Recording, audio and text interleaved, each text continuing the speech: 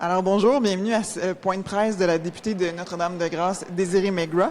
Donc aujourd'hui, le point de presse porte sur le dépôt d'une pétition pour permettre aux écoles secondaires d'obtenir un brigadier scolaire. On aura aussi comme intervenante Jessica Hood-Wojcik, qui est commissaire parent à English Montreal School Board. Merci et bonjour. Je suis vraiment très fière aujourd'hui d'être accompagnée de deux citoyennes et concitoyennes exceptionnelles, Jessica Hood, mais aussi Joanna Dewey, qui travaillent comme parents engagés, comme résidentes, qui sont engagées. Vraiment, c'est vraiment une mobilisation citoyenne et moi, j'ai cette fierté et ce devoir de porter leur voix et les voix des étudiants et des résidents ici à l'Assemblée nationale. Alors donc, aujourd'hui, ce matin, effectivement, cet après-midi, j'ai déposé une pétition, leur pétition, qui a quand même recueilli à peu près 3500 signataires. Et tout ça, ça a été inspiré parce qu'il y a eu 3 élèves secondaires qui ont été frappés par une voiture à l'intérieur de 18 mois à l'intersection juste à côté de l'école Royal West Academy, dont 2 jeunes filles de 12 et 13 ans, 2 jeunes filles de secondaire 1 qui ont été frappées.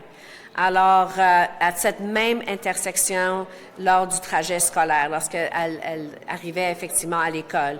Alors, la situation est extrêmement préoccupante et suite à une mobilisation citoyenne vraiment menée par ces 2 concitoyennes extraordinaires et exemplaires, elles ont lancé une pétition. Elles mobilisent aussi au niveau de la ville de Montréal-Ouest, le SPVM, le IMSB. Alors, elles sont très, très, très impliquées. Mais la situation m'a immédiatement interpellée comme mère de famille, dont des ados, mais aussi en tant que législatrice et députée. Alors, parce que oui, ça passe chez nous, mais la sécurité des jeunes, dont des ados, c'est pas juste les tout petits, on se préoccupe bien sûr de nos tout petits, mais c'est les ados aussi. Il y a des études effectivement qui démontrent que des ados sont souvent plus à risque que les plus jeunes qui risquent d'être accompagnés ou peut-être pas sur leur téléphone. Donc, il y a des enjeux importants pour les jeunes de 12 à 17 ans qui sont à risque.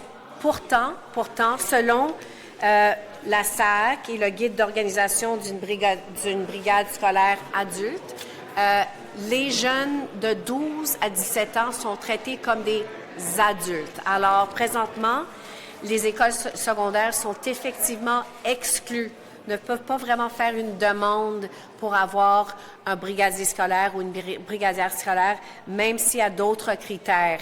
Donc, l'objectif de la pétition, et ça, c'est la situation, c'est pas normal. Alors, l'objectif de la pétition, effectivement, c'est, puis on se dit, si ça s'est passé dans ma circonscription, ça se passe peut-être ailleurs au Québec. Donc, il y a des enjeux locaux, mais aussi des enjeux nationaux.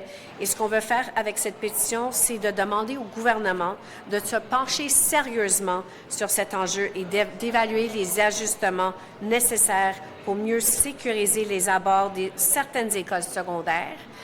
Et la sécurité de nos jeunes mérite une attention et de nos ados mérite une attention particulière. Alors, en déposant cette pétition, nous souhaitons ouvrir une discussion, inviter le gouvernement à examiner les risques bien réels que vivent certains élèves, certains ados, aux intersections dangereuses. Alors, selon nous, prévenir plutôt que réagir devrait toujours être notre priorité. And I will just add in English, that is the proud M&A for NDG, and as a mother as well, including of adolescents, this is personally preoccupying for me, and I'm inspired by the incredible work of these citizens, Jessica Hood and Joanna Dewey, for all of the work they've done to mobilize the community, parents, students, teachers, the city, the police, to look at this, take this issue very seriously, because studies do show that adolescents can be at least as much at risk as even younger students in certain settings, and they're less likely to be accompanied. So we want to make sure that students, whether they're going to or from school, should be safe. They should be secure. And this petition is all about opening a discussion and making changes so that all of our young people, all of our students are safe and secure. Alors maintenant, je vais passer la parole à Jessica. Merci. Merci. Je m'appelle Jessica Wood-Wojcik. Je suis une mère de 4. Quand j'ai reçu l'appel qu'un de nos élèves a été frappé l'année passée, c'est un appel qu'aucun parent veut recevoir. C'est un appel qu'on veut jamais que ça se reproduise. Fait qu'aussitôt que c'est arrivé, plusieurs parents se sont mobilisés. On a travaillé avec plusieurs partenariats de niveaux différents, de la commission scolaire, de l'école, du gouvernement municipal, du gouvernement provincial. On a même des enjeux fédéraux. La sécurité de nos enfants au Québec, c'est vraiment important. Puis ça n'a aucun âge. Chaque enfant devrait avoir le sens de sécurité lorsqu'il se rend à l'école. Il y a 1 an et demi, comme j'ai dit, il y a un enfant qui s'est fait frapper. Alors, Joanna, moi-même et un docteur, une autre mère, on a fait ce qu'on a pu.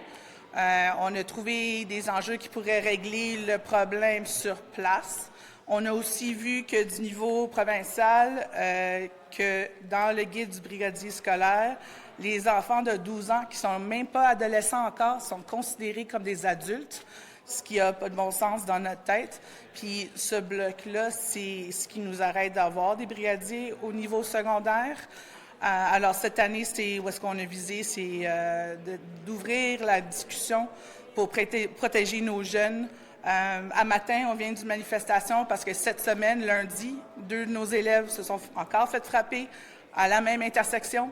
Ça va arriver encore. Puis quand les docteurs m'appellent et sont en train de pleurer parce qu'encore une fois, c'est arrivé, ça me tient au cœur en tant que mère puis en tant que représentante de la commission scolaire. Merci. Merci, Jessica.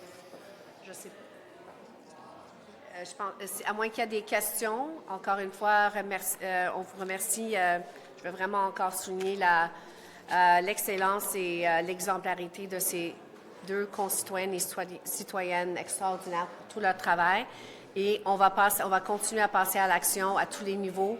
Et nous, notre valeur ajoutée aujourd'hui au niveau du gouvernement du Québec, c'est d'ouvrir cette discussion-là et de changer le guide effectivement pour s'assurer que les jeunes ados soient considérés pas des adultes, mais vraiment des jeunes pour les protéger. Merci beaucoup.